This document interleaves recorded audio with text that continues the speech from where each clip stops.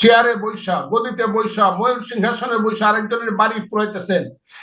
A day মে কাম, জনাব মোহাম্মদ ইউনূস সাহেব, a day মে কাম। এই পুরানোর ক্ষমতা কিন্তু একসময় অন্যদেরও হইতে পারে, তখন কিন্তু আপনার গ্রামীণ অবস্থা কি হবে বুঝে শুনে দেখতে। আপনি কেন এটা করলেন না? একটা লোককে কেন দায়ী করলেন না? প্রতিষ্ঠানকে কেন দায়ী করলেন না? আর্মিরা এসে ঘুরে গেল, মনে হইলো তারা হাততালি দিল, কাজটা কর কর, আমরা তোদেরকে প্রোটেকশন দিচ্ছি। এইটাকে একটা দেশের আর্মি হওয়া উচিত? এটা কি মুক্তিযুদ্ধের আর্মি? এই বুঝতে হবে। যাদেরকে আমি সারা জীবন বলে আছি স্বাধীনতার সার্বভৌমত্বের প্রতি, আমার দেশের স্বাধীনতার সার্বভৌমত্বের প্রতি কি এরকমই হওয়া উচিত? এরাই আর্মি? এতকি দেশে গিয়ে শান্তি রক্ষা করে, যারা চোখের সামনে দেখতেছে দাও দাও করে আগুন জ্বলতেছে, কিন্তু চুপে চাপে মনে হইলো যেন আনন্দে আনন্দে এখান থেকে সরে গেল, মাথা নিচু করে এদেরকে আবার বুয়া বুয়া বলে স্লোগান দিল। তাইলে আপনারা কিসের স্বাধীনতার সার্বভৌমত্বের প্রতীক? আর যদি মনে করেন যে আপনারা এইভাবে বাড়িঘর ওদেরকে সমর্থন করে পুরাবেন, এই যে mob justice, mob justice, mob action, 10,000 লোক একত্র করতে পারলেই আমি যা ইচ্ছা তা করতে পারি। 18 কোটি মানুষের দেশে 10,000 না, 10 লাখ লোক একত্র করাও কিন্তু এমন কোন কঠিন জিনিস না। এমন মানুষ আসতে পারে, সে গুন্ডা হইতে পারে, বদমাশ হইতে পারে, লুটেরা হইতে পারে, এটার একটা দল হইতে পারে। এই দলটাকে আমি ঘৃণা করি, কিন্তু ভালো মানুষেরও কিন্তু দিনে 24 ঘন্টায় 10 লাখ লোকের একটা হইতে পারে, জমায়েত হইতে পারে, যারা জীবন দেওয়ার জন্য প্রস্তুত হয়ে বলতে পারে মুক্তিযুদ্ধ ছাড়বো না, গণতন্ত্র ছাড়বো না, এই দেশে জঙ্গিবাদ প্রতিষ্ঠিত হতে দিব না, এই দেশে হবে গণতন্ত্র, এই দেশে হবে মানুষের পেটের কাপড়, শিক্ষা শেষে চাকরি, ছেলের হাতে, গরিব মানুষের সন্তানের হাতে বই, পাখি সব পরের রাতি পহলো, কারণে কুসুম কলি সকলে ফুটিল, রাখাল গরুর পাল লয়ে যায় মাঠে। এই দেশে আরো সাধারণ মানুষের ছেলেদের হাতে থাকবে কায়দা, থাকবে আলিফ দেশে, অথবা থাকবে সিভারা, থাকবে আলহামদুলিল্লাহ, আরো বড়দের সন্তানদের হাতে হয়তো বা এবিসিডিও থাকবে। সবাই মিলে আমরা একটা দেশ গর্ব, জ্ঞানে গুণে শিক্ষায় দীক্ষায় ত্যাগে তিতিক্ষায়। এটা কি দেশ ইউনূস সাহেব আপনার চোখের সামনে বানাচ্ছেন আপনি?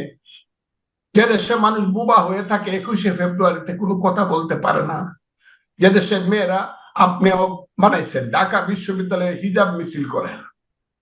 এখন দেখলাম আবার সুপ্রিম কোর্টে এটা শুরু হচ্ছে, হিজাব যে পরে সেও আমার মা, সেও আমার বোন। আমার কথাটা শুনেন, হিজাব যে পরে না সেও আমার মা, সেও আমার বোন, যে শাড়ি পরে চলে সেও আমার মা বোন। সমস্ত মেয়েদের যার যার পোশাক পরার অধিকার আছে, অবশ্যই অবশ্যই সবার অধিকার আছে।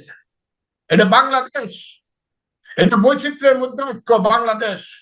হিন্দু নয় ওরা মুসলিম, জিজ্ঞাসা কোন জন, কান্ডারি বলো ডুবেছে মানব সন্তান আমার মার। এটা সেই বাংলাদেশ যে বাংলাদেশে এসেছিল হযরত শাহজালাল ইয়ামিনী রহমতুল্লাহ আলাইহি, শুনো হে মানুষ ভাই, সবার উপরে মানুষ সত্য, তার উপরে নাই। এসেছিল কলির যুগের শ্রী গৌরাঙ্গ, যাকে নিমাই বলা হয়, সেই সিলেটে এসে যেও বলেছিল শোনো হে মানুষ ভাই, সবার উপরে মানুষ সত্য, তা মানব ধর্মের কথা বলেছিল। ছাত্র সমন্বয়করা, আমি একটু প্রশ্ন করি, ছাত্র সমন্বয়করা যে নতুন রাজনৈতিক দল নিয়ে আসছে নতুন রাজনৈতিক বন্দোবস্তের নামে, সেই নতুন রাজনৈতিক বন্দোবস্তে আমরা কোন বাংলাদেশ পেতে পারি? বাস্তবতার জায়গা থেকে তাদের যে নানান ধরনের কার্যক্রম বা কথাবার্তা আমরা লক্ষ্য করছি, সে বিষয়ে যদি একটু বলতেন। রণামূলক কাজ করতেছে আমার ছেলেরা, কেন করতেছে? বাবারা তোমরা কেন এগুলা করতেছো? তোমরা তো এই সমাজে আরো আমার 60 বছর বেশি বাঁচবে, আমি তো 2 বছর পরে মরে যাবো গা। বাবারা করতেছো, গদিতে বৈশা বৈশা দল করো, আবার কর না না না আমরা এটা ছেড়ে দিব, আমরা থাকুক না, তো থাকো কেন?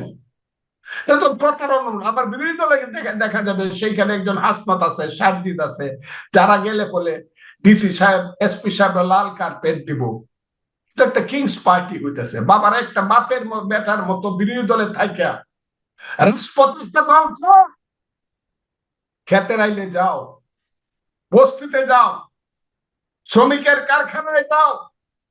ওই আমাদের সেই সব মেয়েরা যারা আসসালাতু মিনাম নাউম কোয়ার সঙ্গে সঙ্গে একটা টিফিন কেরিয়ার হাতে নিয়ে তোমার বাংলাদেশের বৈদেশিক মুদ্রা আনার জন্য গার্মেন্টসে কাজ করে, সেইখানে গিয়ে কাজ করো। মানুষের সুখ দুঃখের হিসাব নেবার চেষ্টা করো। গরিব মানুষের চোখের জলের সঙ্গে নিজের চোখের জলকে মিশানোর চেষ্টা করো। বাবারা, এগুলো কি করতেছো তোমরা? একটা কিংস পার্টি করতে তোমরা শেষ হয়ে যাবা। আমরা তো চাই না তোমরা শেষ হয়ে যাও, আমরা চাই তোমরা একটা মডার্ন পলিটিক্স করো, মানুষের সাথে মিলে তার কাঁধে হাত রাইখা। কৃষক, শ্রমিক, মেহনতি মানুষ, এদেশের মুক্তি সংগ্রাম আর একটা দ্বিতীয়টা তুমি করো না। সেটা তো তারা করবে না। তারা সকালবেলা সুন্দর শার্ট গায়ে দিবে, বিকাল বেলা আবার সেন্টেন্ট মারে টাইনে পাঞ্জাবি পরবে, টুপি মাথা দিয়ে, রাত্রেবেলা সুটকুট পরবে, আবার 4 কোটি টাকা দামের গাড়ি চড়বে। এরা করবে দল যারা বাড়িতে গেলে 86টা গেট হয়।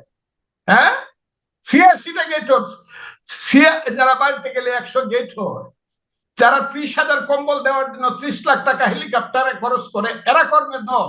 করো, আমি দোয়া করি এরা দল খুব বড় হোক এবং রাজনীতি করে এরা বাপকে ডিফেন্ড নিয়ে দেখ আমাদেরকে।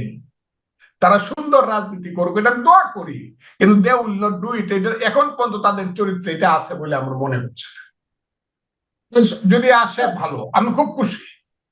এবং আপনি যে মুক্তিযুদ্ধের ইতিহাস নিয়ে শঙ্কিত, মুক্তিযুদ্ধের স্মৃতিচিহ্নগুলো মুছে ফেলে দেওয়ার চেষ্টা করা হচ্ছে, আপনি যে অভিযোগগুলো করলেন, যারাই এই চেষ্টাগুলো করুক না কেন, আপনার কি মনে হয় তারা সফল হবে এই বাংলার মাটিতে? প্রশ্নই আসে না। যদি আল্লাহ সত্য হয়, আল্লাহর সৃষ্ট আশরাফুল মখলুকাত মানুষ যদি সত্য হয়, যদি বাংলার বাঙালি 10,000 বছরের সত্য হয়, যদি ইতিহাস সত্য হয়, ততদিন পর্যন্ত বাঙালি জাতি থাকবে, ততদিন পর্যন্ত এইসব সাম্প্রদায়িক শক্তির কোনোদিন উত্থান হবে না। এরা মাঝে মাঝে বিস্ফোরার মতো যন্ত্রণা দিবে, কিন্তু একদিন গলে পুড়ে চলে যাবে। আমি মনে করি দেশ মুক্তিযুদ্ধের দেশ তাই থাকবে। আমি সবাইকে আহ্বান করি। আমি ইউনূস সাহেব, তো আমি এখানে যাব, আমার একটা মিটিং আছে, কিছু মনে করেন না। আমি ইউনূস সাহেবকে বলি, শেষ কথাটা বলতে চাই। আমার ভাই, আমি একটা কথা বলি, ইউনূস সাহেব যদি এখনো হুঁশ হয়, সবকে ডাকা উচিত। আমি ধর্মনিরপেক্ষ অসাম্প্রদায়িক রাজনীতি বিশ্বাস করি, আমি বিএনপি করি, আমি মুক্তিযুদ্ধের চেতনায় আদর্শে বিশ্বাস করি।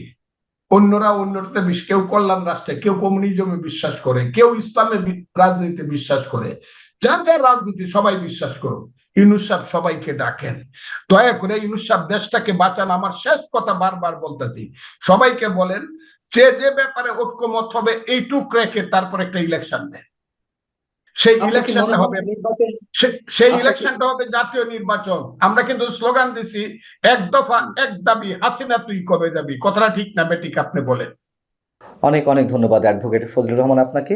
প্রিয় দর্শক, মুক্তিযোদ্ধা অ্যাডভোকেট ফজলুর রহমানের একটি কথা দিয়েই আমরা শেষ করতে চাই আজকের অনুষ্ঠান।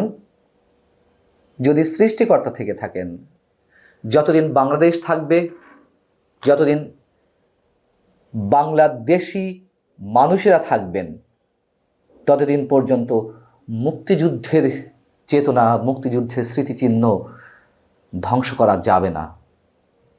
ভালো থাকুন সবাই।